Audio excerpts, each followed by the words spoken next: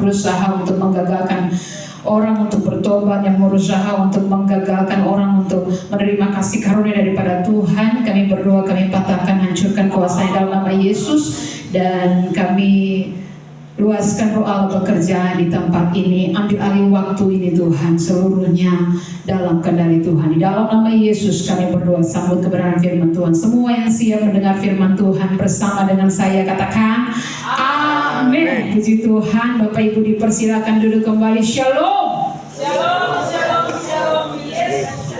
Sekali lagi shalom. Shalom, shalom, shalom. Yesus. Apa kabar Bapak Ibu semua? Luar biasa. Ya, Bapak Ibu yang diberkati oleh Tuhan, kita akan melihat kebenaran firman Tuhan sama-sama. Tidak panjang lebar lagi sebab sekarang 10.45. Saya bilang supaya sebentar, jangan ada yang bilang, oh saya mau firman terlalu lama ya. 10.45 sekarang. Dan judul firman Tuhan di saat ini, hidup ini adalah kesempatan. Sama-sama dengan saya, hidup ini adalah kesempatan. Kalau kita bicara hidup ini adalah kesempatan, yang namanya kesempatan itu tidak selalu ada. Yang namanya kesempatan itu bisa ada sekarang lalu lenyap. Nah, kalau dikatakan hidup adalah kesempatan, itu penting dan sangat benar. Kenapa? Karena tidak selamanya kita ini tetap hidup. Karena ada saatnya di mana hidup kita ini selesai. Tiap hari bunyi ambulans, bunyi mobil jenazah, tiap hari akan berbunyi. Orang sehat-sehat bisa tiba-tiba ambulans bawa, ya. Artis siapa tuh? Geri Isak, ya. Iska tabrak bawa motor hari Sabtu dini hari jam 12.30 malam mau ke tengah malam, ya. Tabrak pohon dan jatuh dan meninggal, ya. Setelah dibawa ke rumah sakit kritis dan meninggal. Ya, hidup adalah kesempatan. Jadi kalau dikatakan hidup adalah kesempatan, itu penting dan sangat benar. Kenapa? Karena tidak selamanya kita tetap hidup. Ada saat di mana hidup kita selesai. Hidup ini sementara. Sementara di atas, sementara di bawah, sementara ganteng, sementara cantik, ya, sementara miskin, sementara kaya, sementara punya mobil, sementara tidak punya mobil, sementara sakit, sementara sehat. Jadi sehat pun cuma sementara, sakit pun cuma sementara, ya, muda pun cuma sementara, sementara muda, sementara tua, sementara ganteng, sementara peo, ya, sementara cantik, sementara peo juga, ya. Sebab cantik kita tidak bertahan selama-lamanya. Umur 40, ya, umur 50 mulai garis-garis halus, keriput-keriput mulai nyata, ya, dia tampil nyata di wajah kita. Nah, karena itu hidup ini hanya sementara dan hidup ini adalah kesempatan. Karena ada saatnya di mana hidup kita ini akan selesai. Dan Alkitab menunjukkan bahwa seperti apapun hidup kita, ya, hidup kita akan berakhir. Lukas 16 ayat 22 hingga yang ke-23. Lukas 16 ayat 22-23. Lukas 16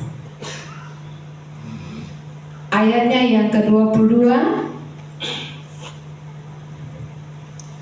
dan 23. Saya undang Bapak Ibu semua untuk bangkit berdiri dan kita akan baca secara bersama-sama. Sebenarnya satu perikop, tapi untuk mempersingkat waktu, kita baca 2 ayat ini saja. Lukas 16 ayat 22, 23, 1, 2, dan 3. Kemudian matilah orang miskin itu, lalu dibawa oleh malaikat ke pengampunan. Orang kaya itu juga mati, lalu dikubur, dan sementara ia menderita sengsara di alam maut, ia memandang ke atas dari jauh dilihatnya Abraham dan Lazarus duduk di pantai. Amin. Untuk firman Tuhan, Bapak dan Ibu dipersilakan duduk kembali. Yang miskin mati ternyata Tidak jadi jaminan bahwa yang punya uang banyak tidak mati. Yang miskin mati, kaya juga mati. Berarti hidupnya selesai, kesempatan hidup berakhir. Tuhan Yesus juga pernah cerita di Lukas 12 tentang orang kaya yang bodoh. Lukas 12 ayat 16 hingga ayatnya yang ke-20. Lukas 12 ayat 16 hingga ayatnya yang ke-20. Seorang yang sudah dapat tolong bacakan. Kemudian ia mengatakan kepada mereka suatu perumpamaan, katanya, ada seorang kaya, tanahnya berlimpah-limpah hasilnya. Ia bertanya dalam hatinya, apakah yang harus aku perbuat, sebab aku tidak mempunyai tempat di mana aku dapat menyimpan hasil tanahku. Lalu katanya, inilah yang akan aku perbuat, aku akan merombak lumbung-lumbungku, dan aku akan mendirikan yang lebih besar, dan aku akan menyimpan di dalamnya segala gandum dan barang-barangku. Sesudah itu aku akan berkata kepada jiwaku, jiwaku, ada padamu banyak barang, tertimbun untuk bertahun-tahun lamanya. Beristirahatlah, makanlah, minumlah, dan bersenang-senanglah. Tetapi firman Allah kepadanya, hai engkau orang bodoh, pada malam ini juga jiwamu akan diambil daripadamu, dan apa yang telah kau sediakan, untuk siapakah itu nanti? Iya, saudara, kita lihat. Ya.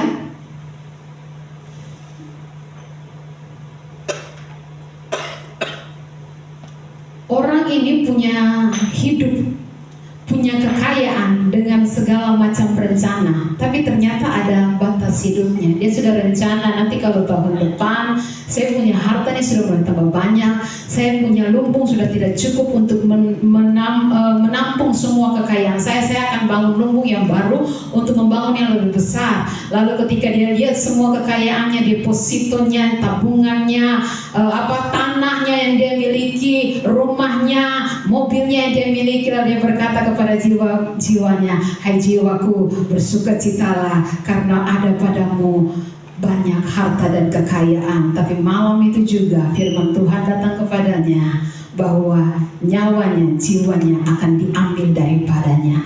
Dan semua yang telah dia kejar dan dia simpan itu, tabung itu, untuk siapakah itu nanti? Artinya bahwa orang ini punya hidup yang luar biasa dengan segala macam rencana, tapi ternyata ada batas dari hidupnya. Kesempatannya hilang, kesempatannya selesai. Sebenarnya saudaraku, Tuhan sudah menentukan kita ini hidup sampai umur berapa? Ya, Mazmur 39 ayat 4 hingga yang ke-5.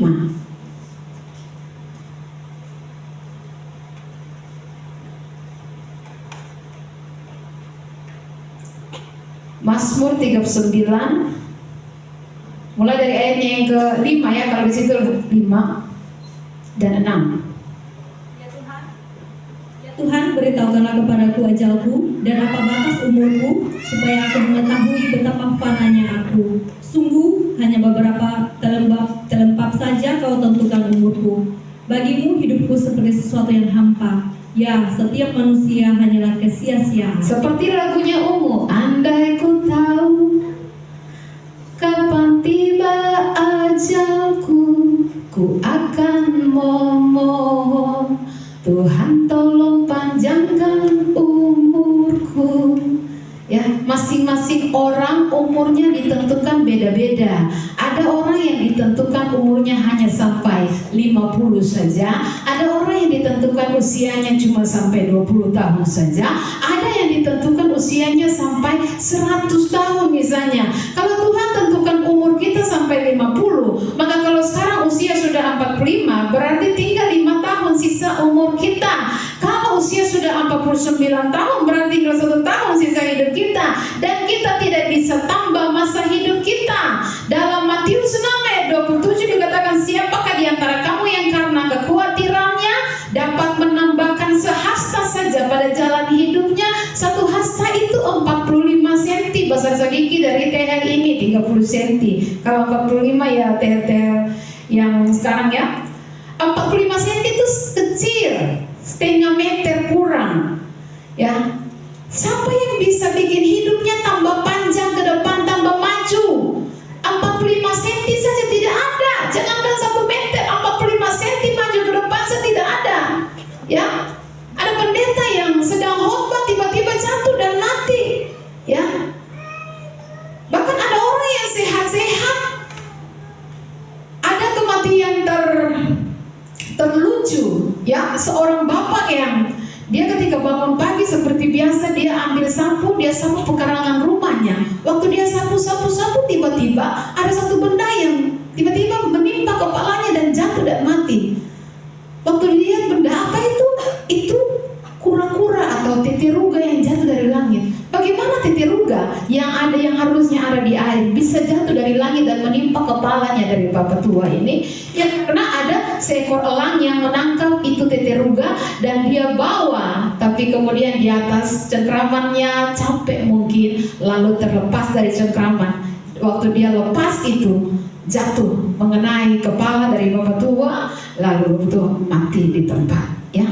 Nah, ada orang yang sehat-sehat tiba-tiba meninggal. Kalau begitu kita bisa lihat bahwa memang kita ini punya hidup, tapi hidup ini ada batas. Ini harus diingatkan berulang-ulang. Nah, karena hidup ada batas, maka hidup ini harus dilihat sebagai kesempatan. Nah, kalau begitu maka hidup ini kesempatan untuk apa? Dari teks firman Tuhan yang kita baca, ya, kita akan melihat hidup ini sebenarnya kesempatan untuk apa? Ya, yang pertama dari kisah Lazarus dan orang kaya. Saya tahu bahwa kita semua sudah hafal cerita ini, ya, tentang Lazarus dan orang kaya ini. Kita bisa melihat bahwa hidup adalah kesempatan untuk percaya Yesus. Dari cerita Lazarus dan orang kaya, waktu Lazarus mati, dia di alam kekal, dia duduk di pangkuan Bapak Abraham. Sedangkan orang kaya ada di neraka. Bukan karena dia kaya makanya dia masuk neraka, dan bukan karena Lazarus miskin makanya dia masuk surga.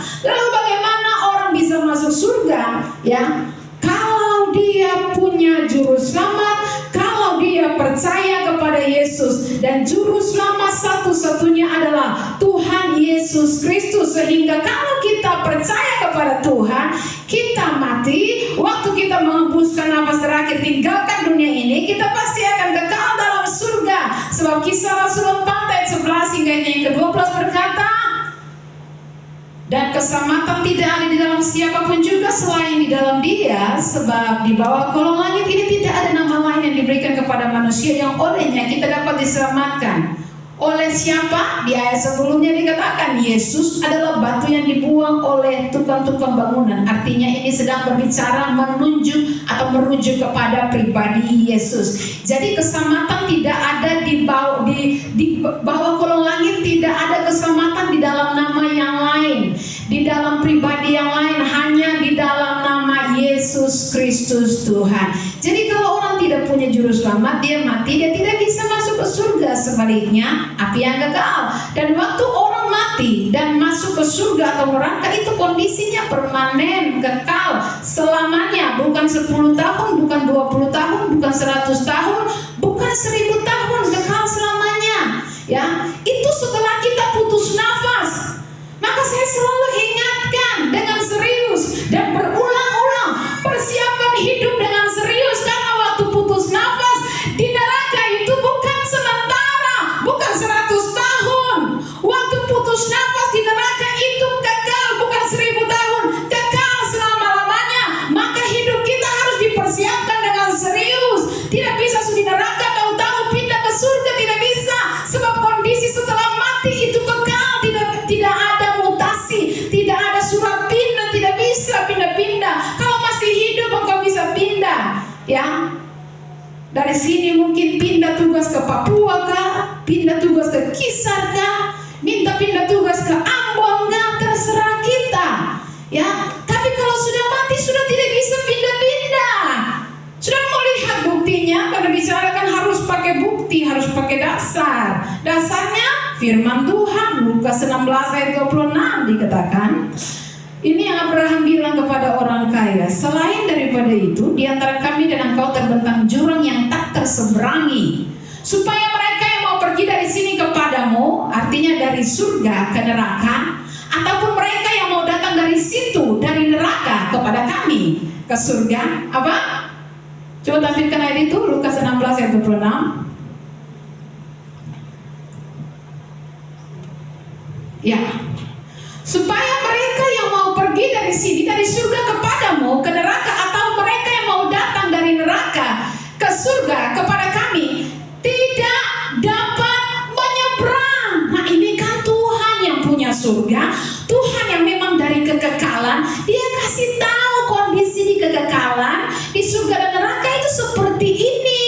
lewat cerita Lazarus dan orang kaya. Jadi ini bukan sesuatu dongeng, ini kondisi nyata di kekekalan. Karena memang Tuhan dari sana, Tuhan kasih tahu kondisi kekekalan itu tidak ada pindah-pindah. Ya, jadi kalau Tuhan kasih tahu itu yang betul. Kalau kok manusia yang kasih tahu, yang ajar, yang tidak sesuai dengan firman Tuhan, itu omong kosong, itu mengarang bebas. Tidak ada dasar firman Tuhan bahwa orang kalau sudah di neraka dia bisa pindah di surga karena doa daripada keluarga, tidak ada. Ya, Alkitab katakan bahwa hanya orang-orang yang melakukan kehendak Bapa di surga yang akan masuk dalam kerajaan surga. Jadi hidup atau kondisi di kekekalan ditentukan dari cara hidup kita, bukan cara mati kita. Ya, mati mau merontak-rontak kah? Mati mau dengan sakit berat kah? Tidak menentukan hidup kekal kita, tapi cara hidup kita ini yang menentukan hidup kekal kita. Maka dalam ibadah pemakaman saya katakan kalau orang sudah mati itu kondisi kekalnya sudah permanen, tidak ada pindah-pindah, tidak ada. Sekalipun keluarga atau teman-teman mau doakan, terimalah dia di sisi Tuhan. Ya, saudara mau tikam lutut sampai di lantai berlubang pun tidak ada pindah-pindah. Ini Tuhan sudah kasih tahu. Kecuali kalau saudara mau lebih dengar abu daripada pencipta, mau lebih dengar manusia daripada pencipta. Tapi selama Tuhan sudah kasih tahu kondisi kekekalan itu tidak ada pindah-pindah, maka masih hidup itu persiapkan diri dengan serius. Ya, persiapkan diri kita dengan serius. Jangan main-main, jangan santai dengan kehidupan kita. Sebab kondisi setelah mengembuskan nafas terakhir di dunia ini kondisinya kekal, bukan 100-200 tahun. Ya. Dan kalau Tuhan kasih tahu keadaan kekekalan, dengar saudara baik, tujuannya bukan untuk gertak kita. Kadang-kadang kita suka bilang, pendetanya paling suka kas taku orang di akhir zaman, di neraka dan segala. Bukan untuk kas taku. Waktu Tuhan sampaikan firman-Nya, tujuannya bukan untuk kas taku kita. Tujuan Tuhan kasih tahu supaya kamu persiapkan hidupmu seperti Tuhan perintahkanmu untuk serukan orang bertobat. Dan karena Tuhan akan memusnahkan bumi dengan air bah, itu bukan gertakan sambal. Kemudian Tuhan tidak memusnahkan bumi dengan air bah. Tuhan kasih tahu ya supaya orang bertobat. Nyatanya tidak ada satu orang pun bertobat. Akhirnya seluruh bumi musnah dalam air bah. Kemarin saya bilang di lapas, ya ada pendapat bahwa waktu itu hanya Timur Tengah saja yang dikena tsunami atau kena air bah, ya. Tetapi itu tidak benar, karena kalau cuman daerah Mesopotamia atau ke Timur Tengah Israel saja yang kena air bah itu, maka Tuhan tidak usah repot-repot suruh Nuh bangun Batra. Cukup Tuhan suruh Nuh pindah ke Asia sana karena ini Israel saya mau musnahkan. Tidak, Tuhan suruh bangun Batra, artinya bahwa tidak ada tempat yang tidak akan tenggelam. Seluruh bumi ditenggelamkan oleh Tuhan.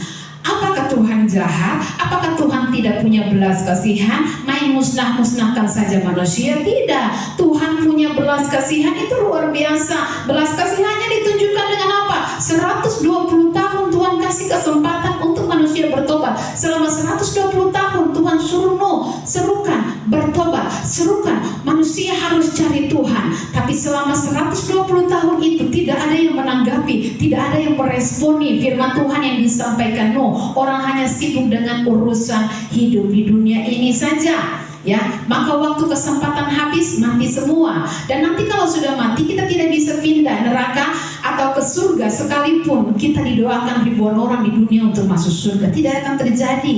Ya, karena Tuhan sudah jelaskan kondisi kekekalan antara surga dan neraka, ada jurang yang tidak terseberangi.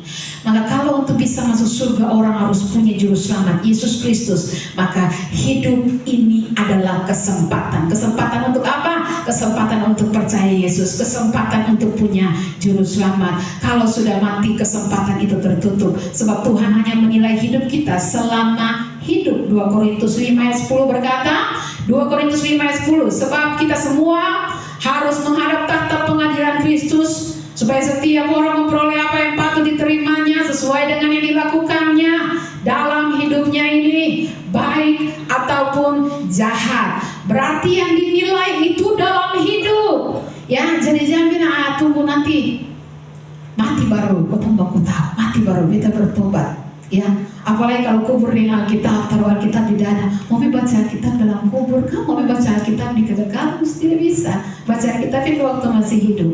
Ya, jadi bagaimana dengan kita? Bagaimana dengan saudara semua di tempat ini? Jangan sampai kita pikir kita sudah percaya Yesus, padahal tidak. Ya, apakah kita sudah percaya Yesus? Apakah kita sudah menjadi orang Kristen yang memiliki juru selamat dalam hidup kita? Jangan sampai kita hanya merasa percaya Yesus, tapi sebenarnya tidak. Indikasi atau bukti seorang percaya Yesus itu apa? Ya, tanda atau seorang percaya Yesus adalah perubahan hidup, perubahan perilaku sehari-hari.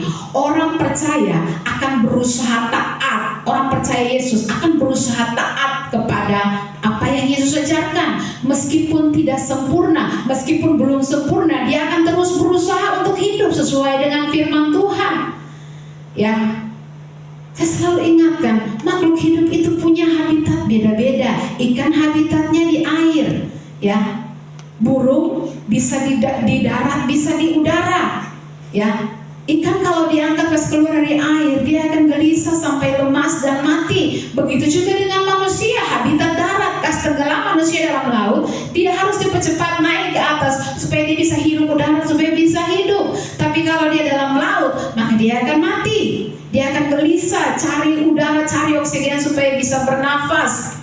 Ya, berusaha untuk kembali ke darat, berusaha dapat udara. Kalau tidak mendapat udara, dia akan mati. Orang Kristen yang sudah percaya Yesus, habitatnya kebenaran, kekudusan. Mana ayatnya? Sekali lagi, bicara harus pakai dasar, bicara harus pakai bukti. 1 Petrus 1 ayat 15-16. Tetapi hendaklah kamu menjadi kudus di dalam seluruh hidupmu, sama seperti Dia yang kudus yang telah memanggil kamu. Sebab ada tertulis, kuduslah kamu sebab aku kudus. 1 Tesalonika 4 ayat 7 dan 8. Allah memanggil kita bukan untuk melakukan apa yang cemar, melainkan apa yang kudus. Karena itu, siapa yang menolak ini bukanlah menolak manusia, melainkan menolak Allah yang telah memberikan juga rohnya yang kudus kepada kamu. Ya, siapa yang menolak ini? Allah memanggil kita bukan untuk melakukan apa yang cemar, melainkan apa yang kudus.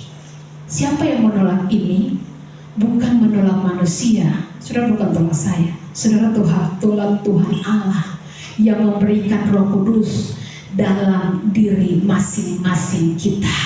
Jadi waktu ada orang yang, aduh ibu pendeta, si anak manusia yang sempurna, dia tahu sok-sok kudus lah, dia tahu sok-sok alim lah.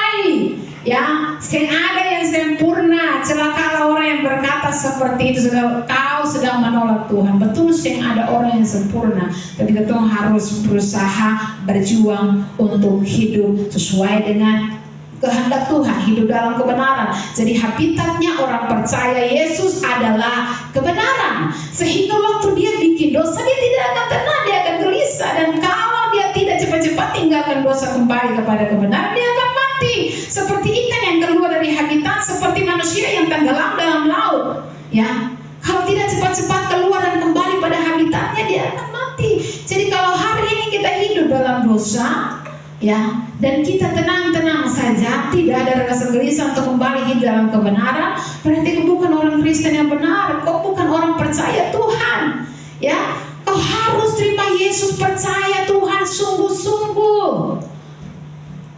Sebab Kristen itu Christ in, Kristus dalam saya. Jadi Kristen yang benar waktu dia keluar dari habitat, waktu dia jatuh dalam dosa, keluar dari kebenaran, keluar dari kekudusan, jatuh dalam dosa, dia tidak akan lama-lama di situ, dia akan gelisah dan langsung tinggalkan dosa lalu kembali hidup dalam kebenaran. Yang berikut tanda orang percaya pada Tuhan adalah mereka memiliki kerinduan akan firman Tuhan, memiliki kerinduan untuk baca Alkitab, memiliki kerinduan suka berdoa, suka beribadah. Ingat, hanya pohon hidup yang akan mencari air. Pohon mati tidak akan cari air. Pohon hidup itu, air mau dibawa batu, dia akan tembus batu untuk bisa dapat air. Dia akan cari, berusaha berjuang untuk cari. Hanya pohon mati yang tidak merindukan air. Hanya orang yang tidak percaya Yesus. Hanya orang Kristen mati yang tidak punya kerinduan kepada firman Tuhan. Ya, yang tidak punya kerinduan, dia lebih suka scroll TikTok, ya, dia lebih suka nonton HP, nonton drama daripada dengar firman Tuhan. Tidak punya kerinduan akan firman Tuhan, ya, tidak punya kesukaan untuk berdoa, tidak punya kesukaan untuk beribadah. Itu pohon mati, ya. Jadi saya bilang, jangan-jangan kita pikir kita nih percaya Yesus, padahal sebenarnya tidak. Sebab Alkitab katakan banyak orang mengaku mengenal Yesus, tapi dengan perbuatan mereka menyangkal Dia. Nah, karena itu Bapak Ibu yang diberkati oleh Tuhan, kalau hari ini kau tidak punya kerinduan untuk baca Alkitab, juga malas, tidak punya kesukaan untuk berdoa, tidak punya gairah untuk beribadah, cek kembali kepercayaanmu pada Tuhan, ya. Atau jangan-jangan kerohanianmu sudah mati, ya.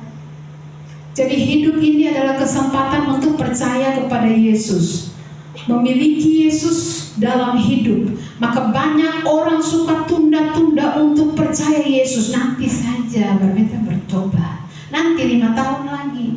Satu kali ada seorang pembesar China di bidang pemerintahan, dia diundang untuk ikut KKR di Cina.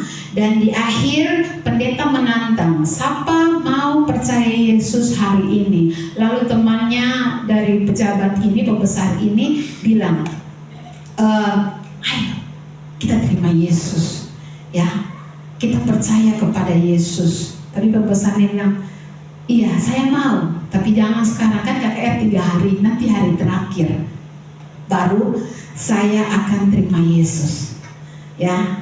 Nanti hari ketiga, waktu pulang dari KKR hari pertama, di tengah jalan terjadi kecelakaan dan pembesar ini mati di tempat di hari pertama KKR. Dia baru mau terima Yesus di hari keberapa? Ketiga. Kesempatan sudah selesai, pintu sudah tertutup, kesempatan sudah selesai. Jadi saudara, kesempatan bisa hilang setiap saat. Karena itu hidup ini kesempatan. Terima Tuhan, itu jaminan, ya. Hidup sesuai dengan kebenaran firman Tuhan. Pokoknya hari-hari hidup kita berusaha untuk hidup sesuai dengan apa yang menjadi kehendak Tuhan. Sebab kesempatan untuk hidup sesuai kehendak Tuhan bisa hilang setiap saat. Hidup adalah kesempatan, jangan tunda-tunda. Kita akan kehilangan kesempatan untuk percaya Yesus. Sekali lagi, ini bukan soal agama, ya. Sebab banyak orang agama Kristen tapi tidak menerima Yesus sebagai Tuhan dan Juru Selamat dalam hidupnya. Mumpung masih ada nafas, kita semua harus pastikan bahwa kita sudah percaya Yesus. Pastikan engkau mempunyai Juru Selamat. Hidup adalah kesempatan untuk percaya Tuhan Yesus. 1 Petrus 1 ayatnya yang ke-17. Ingatlah, saya bacakan terjemahan sederhananya, saudara bisa lihat terjemahan barunya. 1 Petrus 1 ayat 17. Ingatlah, Allah yang kita panggil Bapa itu tidak membeda-bedakan orang. Dia akan menghakimi kita semua sesuai perbuatan kita masing-masing. Oleh sebab itu hiduplah dengan hormat dan takut kepadanya selama kita hidup sebagai pendatang di dunia ini, ya. Jadi kalau kita memanggil Dia Bapa kami yang dalam surga, dikuduskanlah namamu. Kalau kita panggil Dia Bapa, yaitu Dia yang tanpa memandang muka menghakimi semua orang menurut perbuatannya, maka seharusnya kita hidup dalam hormat dan takut kepada Dia selama kita hidup menumpang di dunia ini. Saudara, takut Tuhan beda dengan takut setan. Kalau kita takut setan, kita lari menjauh dari setan. Kalau kita takut Tuhan, kita lari mendekat kepada Tuhan. Itu perbedaan takut Tuhan dengan takut setan. Sekali lagi, takut setan itu orang lari menjauh dari setan. Tapi waktu kita takut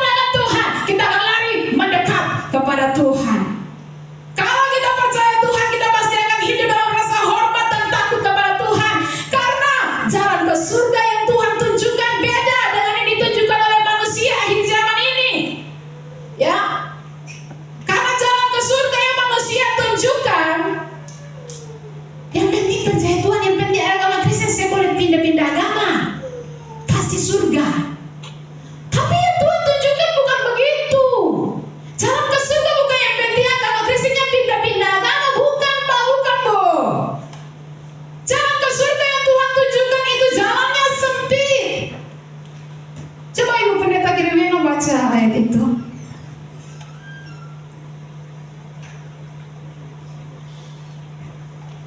Saya lupa tulis di sini soalnya. Karena sesaklah pintu. Karena sesaklah pintu di mana itu? Matius 7 ayat 14. Matius 7 ayat 12. Ayat 14. Oh, Matius 7 ayat 14. Silakan. Karena sesaklah pintu dan sempitlah jalan yang menuju kepada kehidupan, dan sedikit orang yang mendapatinya. Selanjutnya ayat 15. Waspadalah Oh, ayat sebelumnya mungkin yang lebarlah. masuklah melalui pintu yang sesak itu, karena lebarlah pintu dan luaslah jalan yang menuju kepada kebinasaan, dan banyak orang yang masuk melaluinya. Ya. Masuk melalui pintu yang sesak. Ayat 14 tadi katakan jalan ke surga itu bagaimana? Jalan ke surga itu ayat 14. Sempit. Melalui pintu yang sesak, lebar pintu dan luas jalan yang menuju kepada kebinasaan, dan banyak orang yang masuk melaluinya. Karena sesaklah pintu dan sempitlah jalan yang menuju kepada kehidupan. Jalannya sempit, Pak. Harus berjuang. Karena itu katakan berjuanglah untuk masuk melalui pintu yang sesak. Karena lebarlah jalan dan luaslah pintu yang menuju kepada neraka, kepada kebinasaan. Tapi jalan ke surga itu sempit, sesak. Itu jalan yang Tuhan tunjukkan. Beda dengan yang ditunjukkan oleh nabi-nabi palsu akhir-akhir ini. Pokoknya jangan pindah-pindah agama dah. Ya, mau rajin ibadah kamu sengka, mau hidup sesuai kehendak Tuhan kamu seng. Tuhan itu Maha Kasih. Jadi mau tetap hidup dalam dosa, yang penting tetap agama Kristen. Nah, ini jalan lebar. Orang banyak suka lewat jalan yang seperti ini. Tapi jalan yang ditunjukkan beda dengan jalan yang ditunjukkan manusia. Jalan yang Tuhan tunjukkan jalannya sempit, pintunya sesak. Jalan sempit itu perjalanan setiap jam, setiap hari. Jalan sempit itu perjalanan harian untuk berkata, bukan kehendakku, melainkan kehendakmu. Ini panggilan untuk mengelola hidup, mengelola waktu yang Tuhan berikan, mengelola pikiran, mengelola emosi, mengelola setiap keputusan dengan penuh kesadaran bahwa kita kelak akan mempertanggungjawabkan hidup ini di hadapan Dia, Sang Kudus itu. Ya, itu jalan yang sempit. Itu bicara kehidupan harian, perjalanan setiap jam, setiap hari. Menghargai Tuhan berarti menempatkan Dia sebagai pusat dari seluruh keberadaan kehidupan kita. Tuhan dihargai ketika kita memilih taat, sekalipun harus menanggung resiko. Taat sekalipun harus kehilangan kenyamanan. Ketika kita menolak kompromi sekalipun banyak kesempatan menggiurkan di depan mata. Ingat saudara, mencari dahulu kerajaan Allah dan kebenaran artinya menjalani hidup yang tidak lagi berpusat pada diri, tapi pada kehendak Bapa. Itu mencari dahulu kerajaan Allah dan kebenaran. Waktu kita jalani hidup hari-hari kita, ya, hidup kita tidak berpusat pada diri kita, ya, tapi berpusat pada kehendak Bapa. Itu artinya mengorbankan kenyamanan demi kebenaran, memakai setiap kesempatan untuk memuliakan Dia. Jadi sekali lagi, hidup ini kesempatan untuk percaya kepada Tuhan. Ya, dan ingat kesempatan tidak selalu ada. Hidup kita ada batasnya. Yang kedua, hidup adalah kesempatan untuk apa? Yang kedua, ayat 19 Lukas 16. Lukas 16 ayat 19. Ada seorang kaya yang selalu berpakaian jubah ungu dan kain halus, dan setiap hari ia bersukaria dalam kemewahan. Zaman dulu orang yang pakai pakaian ungu itu orang kaya. Kalau sekarang semua orang bisa pakai baju warna ungu. Tapi dulu kain ungu tidak sembarang diproduksi. Hanya ada satu kota, satu perusahaan di satu kota atau pabrik yang memproduksi kain ungu. Dan pengusaha kain ungu itu kaya raya, namanya Lydia. Dia pengusaha kain ungu. Dalam Kisah Rasul dikatakan demikian. Dan itu ada di kota Tiatira. Rakyat biasa tidak pakai jubah ungu. Zaman dulu yang pakai jubah ungu hanya raja dan imam. Ya, kedua, Alkitab bilang tiap hari orang kaya bersukaria dalam kemewahan. Tiap hari dia pesta, karaokean, mabuk-mabukan. Sekaya-kayanya orang, dia tidak akan adakan pesta setiap hari. Tapi orang ini terlalu kaya, tiap hari pesta. Berarti dia memang sangat kaya. Sedangkan tokoh yang satu namanya Lazarus, miskin, lemah, cuma bisa berbaring. Mungkin dia timpang. Ayatnya yang ke-20-21 dari Lukas 16. Ada seorang pengemis bernama Lazarus, badannya penuh dengan borok, berbaring dekat pintu rumah orang kaya itu, dan ingin menghilangkan laparnya dengan apa yang jatuh dari meja orang kaya itu. Malahan anjing-anjing datang dan menjilat boroknya. Apa yang jatuh dari meja orang kaya? Makanan yang bagaimana? Kita pikir sisa-sisa makanan? Bukan, ya. Saya pernah jelaskan, kalau kita makan pakai sendok, Indonesia makan pakai sendok. Zaman dulu orang Yahudi kalau makan tidak pakai sendok, ya pakai tangan, pakai langsung tangan. Mau nasi padang, kamu apa, mau minyak kah, mau lemak kah, dia hantam dengan tangan, makan langsung. Nah, untuk cuci tangan itu tidak disediakan air, yang disediakan adalah roti untuk cuci tangan. Nah, selesai makan, untuk menghilangkan kotor minyak dari tangan itu, ada roti yang disiapkan untuk cuci tangan, untuk menghilangkan minyak. Nah, roti itulah remah-remah yang jatuh. Itulah makanan dari Lazarus pengemis itu. Ya. Nah, saudara bisa bayangkan betapa menderita sekali dia. Lalu kemudian dikatakan bahwa malahan anjing-anjing datang dan menjilat borotnya. Saking lemahnya dia tidak punya kekuatan untuk usir anjing-anjing itu. Ya. Jadi orang kaya, sekarang saya mau tanya, orang kaya ini baik ke jahat? Orang kaya ini baik ke jahat? Kalau jahat dia akan usir Lazarus. Jangan kotor di muka pintu. Usir pintu sana, pintu dari sana. Ya, dia tidak usir Lazarus, artinya dia tidak jahat. Tapi bukan berarti dia baik. Dia tidak jahat, tapi juga dia tidak baik. Karena kalau dia baik, setidaknya jangan kasih roti sisa cuci tangan untuk Lazarus makan. Kau punya banyak makanan, kasihlah dia makanan yang layak. Kau punya uang yang banyak, kasihlah dia uang untuk berobat. Atau paling tidak, panggil tabib datang obati luka-lukanya. Jadi orang kaya ini, dia tidak jahat, tapi juga dia tidak baik. Karena itu jangan hanya puas, saya sih jahat, datanya saya jahat. Iya, kamu tidak jahat, tapi belum tentu kamu baik. Jadi saudara lihat, ketika dia masuk neraka, baru dia minta minum kepada Abraham. Lalu Bapak Abraham bilang apa sama dia? Ayat 25 dari Lukas 16. Abraham berkata, anak, ingatlah bahwa engkau telah menerima segala yang baik sewaktu hidupmu, sedangkan Lazarus segala yang buruk sekarang ia mendapat hiburan dan engkau sangat menderita. Kalau begitu saudara, kita temukan orang kaya ini sangat kaya, tapi dia tidak pakai kekayaannya untuk berbuat baik dan tolong orang, sehingga sampai mati dia tidak berbuat baik. Dengan kata lain, hidupnya berlalu tanpa perbuatan baik, tanpa menolong orang lemah. Dia tidak memanfaatkan hidupnya sebagai kesempatan untuk berbuat baik. Hidup ini kesempatan untuk berbuat baik. Memang ya, masuk surga itu kasih karunia dari Tuhan waktu kita percaya kepada Tuhan. Tapi bukti dari kita percaya Yesus, buktinya adalah waktu kita bertobat menghasilkan buah yang baik. Maka kalau kita mengaku percaya Yesus tapi tidak ada buahnya, apa yang kita bilang? Matius 3 ayatnya yang ke-10. Matius 3 ayatnya yang ke-10.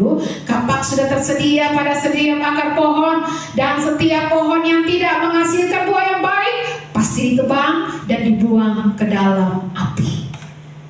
Matius 7 ayat 17-18. Demikianlah setiap pohon yang baik menghasilkan buah yang baik, sedang pohon yang tidak baik menghasilkan buah yang tidak baik. Tidak mungkin pohon yang baik itu menghasilkan buah yang tidak baik, ataupun pohon yang tidak baik itu menghasilkan buah yang baik. Ya, banyak orang Kristen merasa percaya Yesus, tapi masih suka sumpah orang, kutuk orang, caci maki orang. Ya, banyak orang Kristen, saya ulang-ulangin, Ibu Pendeta sudah bilang akan 100 kali, ya saya ulang karena kita katakan ajarkan berulang-ulang. Karena manusia punya kecenderungan lupa. Bahkan sampai hari ini pun saya masih dengar jemaat atau pelayan bilang Tuhan Isa, bicara sedikit Tuhan Isa. Padahal diingatkan berulang-ulang. Ya, dalam 10 hukum Taurat jangan menyebut nama Tuhan Allahmu dengan sembarangan. Di dalam perjanjian baru Bapa kami yang di surga, dikuduskanlah namamu. Nama itu jangan disebut sembarangan. Sebab apa? Alkitab katakan sebab Tuhan memandang bersalah orang yang menyebut namanya secara sembarangan. Ya, dari buah kamu akan mengenal. Berapa banyak orang Kristen, pemuda, remaja, ya mau ikut ikut kecanggihan, ikut perkembangan, anjay, jing, saya tahu dong bikin anjay, ya itu ikut rame. Ya, setiap perkataan sia-sia yang diucapkan orang akan dipertanggungjawabkan di hadapan Tuhan pada hari penghakiman. Ya, makanya jangan suka kita bilang saya beta nih mulu begini, saya beta kan mama-mama yang memang mulu agak babinya kan. Jadi kalau itu kutuk anak satu ini, ya tadi malam itu ribut di atas ini jam 2, ya sumpah aku lempar, saya keluar ini apa yang ribut, aku lempar lama-lama saya tunggu, kok tidak ada polisi. Ya, lalu satu suka teriak, panggil polisi. Saya lihat lagi, rombongan dari sana sudah ada yang bawa tombak, ada yang bawa parang sudah ini. Saya bilang ini bahaya, bisa ada yang mati. Saya cepat-cepat telepon. Saya ingat polisi apa? Saya telepon Pak Menix. Wah, HP tidak aktif. Saya telepon Bapak Angki. Ya, tidak bisa dihubungi. Saya telepon Justin. Tidak bisa lagi, ya. Masuk berdering tapi tidak angkat. Lalu saya bilang Justin, di jembatan kacau. Ya, datang dulu. Saya lupa kalau di rumah kita ada polisi. Saya lupa kalau saya mau ada polisi, ya. Jadi saya sudah aduh, semua tidak ada yang respon ini. Saya ingat Alon. Saya cari Alon Punomor, mana Alon Punomor? Saya ingat lagi. Aduh, yang satu itu lagi pola air lain bukan pola. Aduh, dia jaga air ya. Jadi saya telepon siapa? Saya lupa. Saya lari ke kamar depan sini. Ya. Mana orang? Oh sudah. Dia lagi telepon ke Polres. Oh puji Tuhan. Ya, sudah pakai tombak, pakai parang di sini, kaca di depan rumah itu pecah, ya, yang saya taruh di kita punya depan rumah pecah, harus paku lempar. Jadi saya kira ini kalau lama-lama kaca-kaca jendela gereja bisa pecah semua. Ya, nah, saudara lihat, Alkitab katakan bahwa dari buahnya kamu akan mengenal mereka. Matius 7 ayat 20. Jadi kalau sedikit-sedikit Tuhan Isa, sedikit-sedikit kita ucapkan sumpah kutuk, sumpah serapah dan sebagainya, itu tandanya ya bahwa kita belum percaya kepada Tuhan. Ya, maka mari, kesempatan hidup ini adalah kesempatan untuk percaya Tuhan yang ditunjukkan dalam buah-buah hidup kita, perubahan hidup kita. Dan yang kedua, hidup adalah kesempatan untuk melakukan kebaikan. Sayangnya selama kita hidup ini kita tidak mau bikin apa-apa untuk Tuhan. Kita hanya sibuk dengan urusan kita. Kita lupa untuk berbuat baik bagi orang lain, berbuat baik bagi Tuhan. Orang kaya ini mengabaikan dua kesempatan. Kesempatan percaya Yesus, dia tidak pakai itu. Dan kesempatan untuk berbuat baik juga dia sia-siakan. Ya, ingat, menjadi kaya bukan dosa. Tuhan tidak pernah larang orang jadi kaya. Tapi yang Tuhan mau, kamu harus tetap menjadikan Tuhan menjadi pusat hidupmu. Bukan kekayaan jadi pusat hidupmu. Masalahnya, berapa banyak orang yang sudah jadi kaya masih tetap jadikan Tuhan sebagai pusat hidupnya. Ada orang yang berkata anonim, ya, tidak disebutkan namanya. Uang adalah hamba yang baik, tetapi Tuhan yang jahat. Jadi kalau kamu jadikan uang itu hambamu, dia akan jadi hamba yang baik. Tapi ketika uang jadi tuan, kau jadi hamba, maka jahatlah itu. Ya, berapa banyak orang orang yang jadikan uang jadi hamba dan berapa banyak orang jadikan uang jadi tuan. Nah, berikut saya akan jabarkan ciri orang yang menjadikan uang sebagai hambanya. Yang pertama, orang yang menjadikan uang sebagai hamba dan dia adalah tuannya. Yang pertama, uang akan melayani tujuan-tujuan rohani untuk kebaikan. Ini ciri kita adalah tuan atas uang kita. Kita akan gunakan uang untuk tolong orang, untuk dukung pelayanan, untuk memenuhi kebutuhan hidup kita tanpa serakah. Ya, uang menjadi alat untuk mengasihi Allah dan mengasihi sesama. Uang yang saya punya, yang kita punya, itu punya tujuan kekal. Itu tanda kita menjadi tuan atas uang kita dan uang itu hamba. Uang yang kita punya itu harus punya tujuan kekal. Jadi yang pertama, orang yang menjadi tuan atas uangnya, uang akan melayani tujuan-tujuan rohani untuk kebaikan. Uangnya punya tujuan kekal. Yang kedua, orang yang menjadi tuan atas uangnya tandanya adalah engkau bisa memberi dengan sukacita tapi tidak terpaksa. Kalau kamu memberi lalu rasa hilang, itu tanda kamu hamba dan uang jadi tuan. Tapi kalau engkau memberi tanpa merasa kehilangan, kamu senang bisa menjadi saluran berkat, itu tanda kamu tuan atas uangmu. Ya. Yang ketiga, tetap tenang. Mau uang, mau saldo tambah kah, kurang kah? Tetap tenang. Itu tanda kita tuan dan uang itu hamba. Kita tidak akan panik waktu saldo rekening berkurang. Kita tidak akan panik waktu kekurangan uang. Kita tidak akan khawatir dan ketakutan waktu kekurangan uang. Dan juga tidak akan sombong waktu kita berkelimpahan uang. Tenang saja. Itu tanda kita tuan dan uang itu hamba. Tanda yang berikut, kita bisa berkata cukup. Ya, kita bisa berkata cukup sebab ciri orang yang Tuhannya adalah mamon. Dia jadi hamba, uang menjadi tuan. Ya, yang pertama, uang menjadi dasar dari nilai hidup dan keputusannya. Semua keputusan dan semua tindakannya akan ditentukan oleh uang. Kalau sampai keputusan dan tindakanmu ditentukan oleh uang, artinya sebenarnya kamu hamba, yang bos itu uang. Ya, yang kedua, ciri orang yang Tuhannya adalah mamon, uang jadi tuan, dia hamba uang. Yang kedua, kamu sangat sulit memberi. Keluar duit sedikit untuk pelayanan itu rasa rugi minta ampun. Ya, mungkin pulang juga tidak bisa tidur karena menyesal. Aduh, tadi itu suka kasih uang 1 juta. Aduh, tadi itu suka kasih bersembah 100 ribu. Baru kita menyesal. Tadi kalau bisa pakai beli nasi padang, begini sudah 2 bungkus. Aduh, menyesal pulang. Saya bisa tidur karena menyesal. Suka kasih uang untuk pelayanan. Ada yang kayak begitu di sini? Saya ada, puji Tuhan. Ya, saya ada yang mau jujur. Haleluya. Ya, kalau terpaksa harus memberi, maka saudara akan sedih dan terpaksa. Itu orang yang tuannya adalah mamon dan dia jadi hamba mamon atau hamba uang. Ya, cirinya adalah kalau dia memberi itu terpaksa dan dengan rasa sedih dan terpaksa. Ya sudah, bicara firman Tuhan kasih sudah, tapi terpaksa. Ya, itu tanda bahwa kamu adalah hamba dan uang adalah tuan.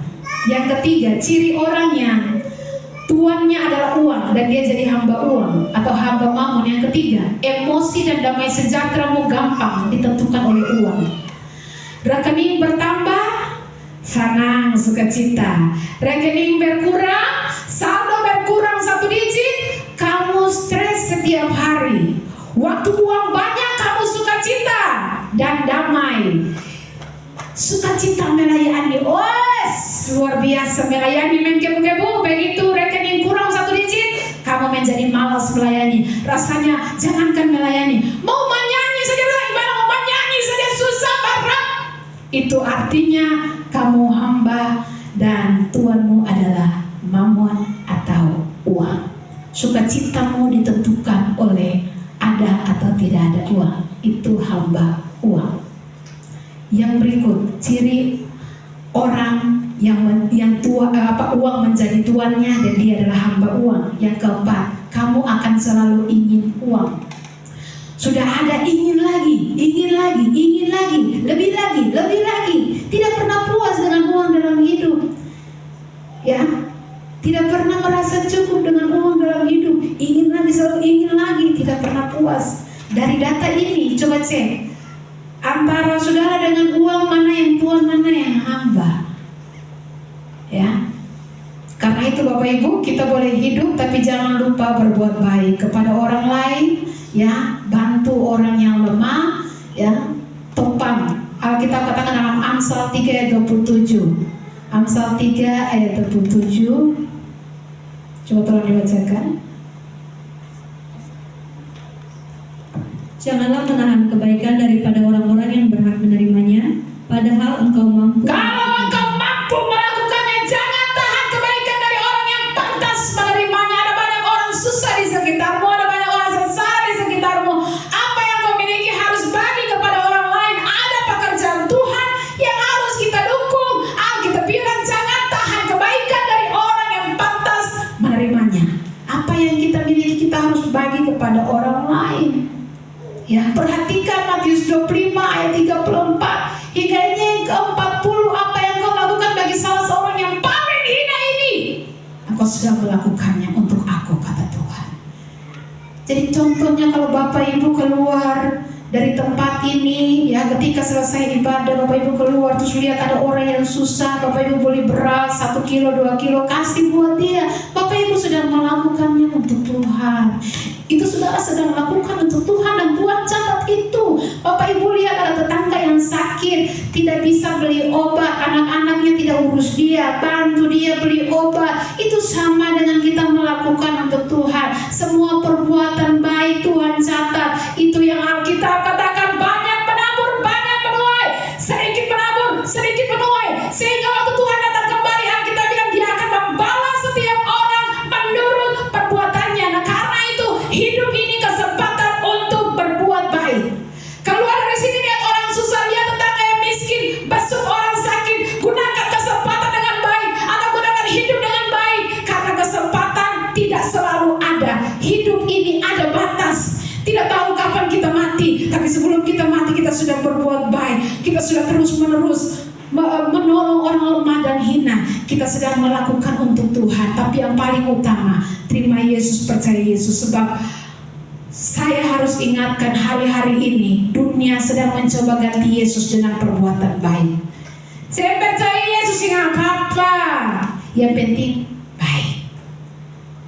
Ustaz tanya kepada pendeta, kalau saya masuk neraka kamu masuk surga? Kalau Ustadz masuk neraka, saya juga ikut masuk neraka. Karena Ustadz ini orang baik. Mereka mencoba menggantikan Yesus dengan perbuatan baik. Ya, itu pendeta yang bilang, kalau Ustadz masuk neraka, Ustadz kayak begini kan? Masa Ustadz kayak begini masuk neraka? Masalahnya Alkitab katakan tidak seorang pun sampai kepada Bapa kalau tidak melalui Yesus. Sebaik apapun engkau, Alkitab katakan perbuatan baik, kesalehanmu bahkan kekudusan kesalehanmu itu kain kotor di hadapan Tuhan. Banyak orang berusaha bangun kebaikan dengan usahanya, bukan dari hubungan dengan Tuhan. Ini kain kotor. Kalau kita tetap jaga hubungan dengan Tuhan, perbuatan baik akan keluar dengan sendirinya dari hati yang mengasihi Tuhan, bukan karena takut nanti dapat hukum dan sebagainya, tapi karena, dan itu keluar dengan sukacita. Itu dilakukan dengan sukacita. Kenapa? Karena buah dari hubungan dengan Tuhan hanya melalui Yesus sampai ke surga. Dan buah dari percaya Yesus adalah perbuatan baik kepada sesama. Yang terakhir, hidup adalah kesempatan untuk memberitakan Injil. Orang kaya ini begitu mati langsung dilemparkan dalam api kekal. Sudah di neraka baru dia ingat, betapun saudara 5 orang adik kakak masih hidup.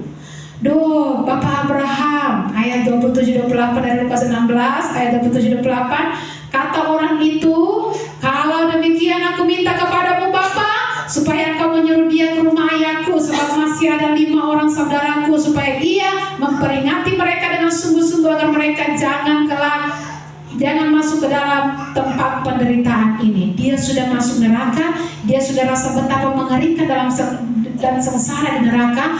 baru dia ingat saudaranya supaya jangan mereka menyusul dia ke dalam neraka. Karena rupa-rupanya neraka itu sangat menderita, sangat sengsara. Dia tidak mau saudara-saudaranya juga menderita dalam kekekalan. Maka dia minta Lazarus bangkit, pergi ke bumi, ke rumah ayahnya, peringatkan 5 saudaranya yang masih hidup, supaya mereka sungguh-sungguh bertobat, agar mereka jangan masuk ke dalam tempat penderitaan.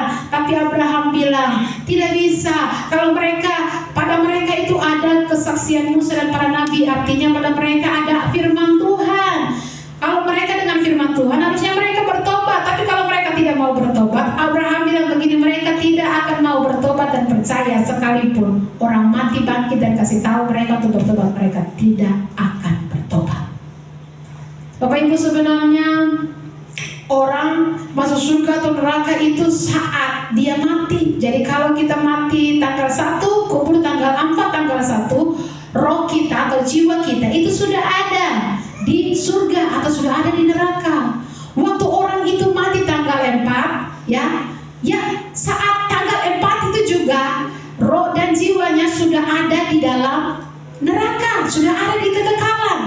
Ya, kuburnya baru tanggal 7 misalnya, tapi tanggal 4 itu jiwanya, rohnya sudah ada dalam kekekalan. Detik putus nafas sudah ada di kekekalan. Kalau dia hidup percaya Yesus, hidup sesuai firman Tuhan, detik putus nafas dia sudah ada di surga. Tapi kalau dia hidup tidak percaya Yesus, hidup sesuai dengan kehendaknya sendiri, untuk kepentingan dirinya sendiri, putus nafas, detik putus nafas, sudah ada di neraka. Tahu dari mana? Alkitab. Waktu penjahat di samping Yesus mau mati, dia bilang apa? Yesus, ingatlah aku apabila engkau datang sebagai Raja. Apa Yesus bilang? Hari ini atau besok? Hari ini juga engkau bersama-sama aku di mana? Di Firdaus. Hari ini juga aku berkata kepadamu, hari ini juga engkau bersama-sama dengan aku di Firdaus. Firdaus itu apa? Firdaus itu dari bahasa aslinya yang diturunkan ke dalam bahasa Inggris paradise, artinya surga. Hari ini juga engkau bersama-sama dengan aku di Firdaus atau di surga. Jadi orang kaya itu langsung masuk neraka saat putus nafas. Lazarus langsung masuk surga saat putus nafas. Ya. Nah, masalahnya sekarang yang masih hidup di tempat ini, engkau suami-suami, apakah istrimu sudah percaya Yesus sungguh-sungguh atau belum? Kalau tidak, istrimu mati akan pergi ke neraka selamanya. Tapi yang istri-istri di sini, apakah suamimu sudah percaya Yesus sungguh-sungguh atau belum? Ya. Jangan sampai engkau pergi ke surga, suamimu ke neraka, atau sebaliknya, atau orang tua. Kalau engkau sudah percaya Yesus sungguh-sungguh, anak-anakmu bagaimana? Mereka sudah percaya Yesus sungguh-sungguh atau belum? Ya, maka penting untuk engkau mengajarkan kebenaran kepada anak-anakmu. Sekarang saya tanya, oma-oma di sini, cucu-cucumu sudah terima Yesus atau belum? Sudah percaya Yesus sungguh-sungguh atau belum? Kalau belum, cucu mati masuk neraka. Kalau belum, anak mati masuk neraka. Kalau begitu, yang kita cintai nih tiap saat bisa masuk neraka dong. Nah, terus bagaimana? Mumpung masih ada kesempatan, mumpung masih bernafas, kasih tahu mereka kebenaran firman Tuhan. Suruh mereka percaya kepada Yesus, percaya sungguh-sungguh, bukan percaya seperti kebanyakan orang. Percaya kepada Yesus, suami percaya, istri percaya, anak-anak percaya, cucu-cucu percaya, orang tua percaya, maka kapanpun mati, kita semua diselamatkan. Waktu perjanjian lama, waktu air bah turun, semua mati bukan? Yang selamat siapa? Nuh. Tapi di atas bahtera itu bukan hanya Nuh. Ada siapa? Istri Nuh, ketiga anak Nuh, ketiga menantu Nuh, satu keluarga diselamatkan. Ya, kalau begitu Nuh tidak sendiri selamat, tapi seisi keluarganya ada di bahtera itu. Ya, berbeda dengan Lot. Ya, Lot selamat, istrinya mati binasa jadi tiang garam. Kalau begitu, semua kita yang paling utama, pastikan engkau sudah punya Yesus, percaya Yesus. Tapi jangan lupa, masih ada kakak adikmu, masih ada orang tuamu, masih ada anak-anak anakmu, masih ada istrimu, suamimu ya, yang mungkin percaya Yesusnya cuman mengaku saja tapi dalam perbuatan tidak, maka doakan mereka tiap hari supaya mereka percaya Yesus dan diselamatkan, karena kapan saja mereka bisa putus nafas. Saya tutup dengan satu cerita. Ada seorang ibu yang berdoa untuk anaknya supaya anaknya percaya Yesus, tapi anaknya tidak percaya Yesus. Dia terus berdoa. 1 tahun kemudian, apakah anaknya percaya Yesus? Tidak. Dia berdoa terus sampai 5 tahun. Apakah anaknya percaya Yesus? Tidak juga. Dia berdoa terus sampai tua, sampai dia mati. Anaknya tetap tidak percaya Yesus bahkan sampai dia mati. Tapi setelah dia mati terjadi sebuah peristiwa. Anaknya kerja ikut kapal tujuan Afrika untuk tangkap orang-orang Afrika untuk dijual jadi budak. Tiba-tiba angin badai datang mau tenggelamkan kapal ini. Anak ini langsung ingat Tuhan. Dia ingat mamanya pernah berdoa buat dia. Akhirnya dia berdoa minta Tuhan Yesus selamatkan dia, dan dia selamat dari badai itu. Kemudian anak itu menciptakan lagu Amazing Grace, how sweet the sound. Itu anak itu, mamanya berdoa dia. Selama mamanya berdoa dia tidak pernah percaya. Sampai mamanya sudah mati baru dia percaya Yesus. Waktu saya baca tulisan itu berkata, kamu berdoa mungkin kamu sudah lupa doamu, tapi Tuhan tidak pernah lupa doamu. Bahkan ketika kamu sudah almarhumah, Tuhan tetap ingat doamu. Kalau begitu sekarang saudara pulang hari ini, jangan lupa beritakan kebenaran, nyatakan firman Tuhan selagi masih ada kesempatan. Sebelum keluarga menghembuskan nafas terakhir, sampaikan kebenaran. Pulang hari ini ambil satu kertas, tulis nama semua orang, semua keluarga, adik kakakmu yang tidak percaya Yesus, entah keluarga, teman, tulis, dan setiap hari berdoa bagi mereka, karena hidup ini adalah kesempatan untuk menyelamatkan orang lain. Berdoa dan sampaikan kebenaran kepada mereka, ajak mereka untuk percaya Yesus dengan sungguh-sungguh. Maka saya percaya bahwa doa kita pasti akan dijawab oleh Tuhan. Amin. Untuk firman Tuhan, saya udah pemain musik, we are singers, maju ke depan. Hidup adalah kesempatan